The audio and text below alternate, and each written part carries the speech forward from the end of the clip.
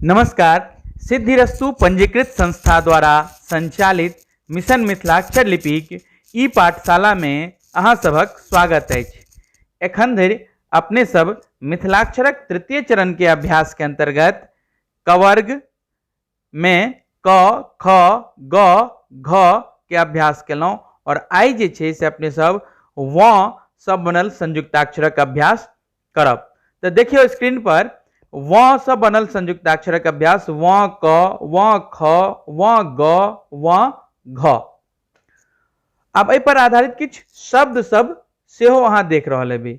नीचा में एकटा नोट लिखल छै जे आधुनिक लेखन देवनागरी में जहन मानकीकरण या सुविधा के रूप में जे छै से व के लेल बिंदी अनुस्वार के प्रयोग होइत छै, तो ओहियो पर चर्चा अपने सब करब। तो सर्वप्रथम आओ देखे छिए व आ क के संयुक्ताक्षर। तो व अपने सब केना लिखे छिए, ये एना क व लिखलौं। अब जहन व और क के संयुक्ताक्षर करे के रहते तो व के ई वाला हिस्सा बनाओ एत तक आ एकरे एना क नीचा में घुमबै त्रिभुज जका बनबै त क वाला जे हिस्सा छै से एना क घुमा दियो आ ऊपर में ई जीरो जका लगा दियो। तो ई भ गेलै व आ क के संयुक्ताक्षर। पुनः देख लियो, एना क व बनेलिए, फिर त्रिभुज जका क के हिस्सा नीचा वाला आ फेरो घुमा दिलिए आ ऊपर में जीरो लगा दिलिए। तो ई भ गेलै व आ क के संयुक्ताक्षर। अब एहि पर आधारित शब्द छै जेना रंक। तो देखियो रंक में की छै, र व जे छै से आधा छै और क छै, तो व आ क के संयुक्ताक्षर छै, संयुक्त छै। तब एकरा आसानी से लिखे के लेल अपने सब देवनागरी में केना लिखे छिए, र के ऊपर अनुस्वार लगा दै छिए आ क, तो इहो रंक के उच्चारण होइत छै।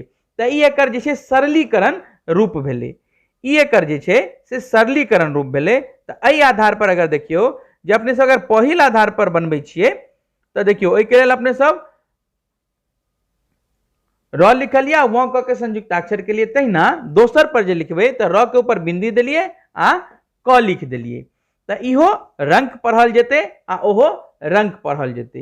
ई हम एकटा सरलीकरण रूप बतेलहुं हैं जे देवनागरी में प्राय यूज भ रहल छै, तो मिथिलाक्षरों में एहि तरीका से लिखल जा रहल छै। किछ लास्ट में जे मिथिलाक्षर किछ यूज भ रहल छलै जखन, तो इसमें में इहो जे छै एकरो अनुसरण कैल जा रहल छलै। लेकिन अपना सबके पहिल रूप जे अहाँ के हम बतेलहुं हैं वह रूप के अनुसरण करे के अछि। आगा फॉन्ट बनते तो पर देखल जेते जे की रूप अनुसरण केलखिन है। देखियो व आ ख के लेल की के लिए अपने सब पहले व बनेलिए आ ख नीचा में जोड़ दिलिए, तो ये हो गेलै व और ख। अब व ख पर आधारित शब्द जेना छै, अब जेना कि शंख छै, तो शंख के अपने सब सरलीकरण में अहियो तरीका से शंख लिखे छिए। देखियो व आ ख के लेल व बनेलिए, नीचा में ख जोड़ दिलिए।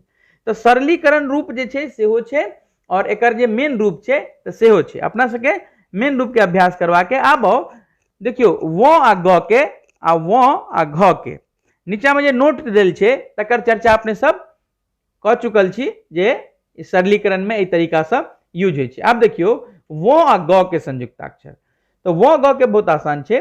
व के हिस्सा बनेने छिए, पुनः देखे छिए अपने सब। देखियो व के एते बनेलहुं, एकरे एना के घुमबैत पहिल मोड़ दियो, दोसर के नीचा उठा के एना के आनि दियो, तो ई भ गेलै व आ ग के संयुक्ताक्षर। एहि पर आधारित शब्द छै गंगा। गंगा अपने सब सरलीकरण में अहियो तरीका से लिखे छै, बिंदी के प्रयोग क क। ठीक छै, अपना सबके लेकिन जे हम आके बता रहल छी मूल छवि ओहि के अनुसरण करे के है। तहिना देखियो व आ घ के संयुक्ताक्षर, तो व बना लिया आ नीचा में ई घ जोड़ दियो, जेना ख जोड़लिए। ठीक छै, व में जहन ग भेलै तो रूप कनी चेंज भ रहल छै, लेकिन व में ख आ घ जे छै से नीचा में जस्ट में जोड़ देल गेलै। क के सेहो जे छलै नीचा वाला हिस्सा से व में जोड़ देल गेलै। तो एहि तरीका से जे छै से अपने सब आइ व से बनल संयुक्ताक्षरक अभ्यास केलहुं और इहो चर्चा केलहुं जे एकर सरलीकरण रूप जे छै सेहो देवनागरी के रूप में जेना आबि गेल छै, तेना मिथिलाक्षरों में एकर अनुसरण भ रहल छै। तो अहाँ सबके जे मूल छवि के रूप में जे बतायल गेलै, अभ्यास ओकरे करे के छै, ध्यान ओकरो रखबाक छै, दोसर के। मूल लगा के अभ्यास करू। जय मिथिला।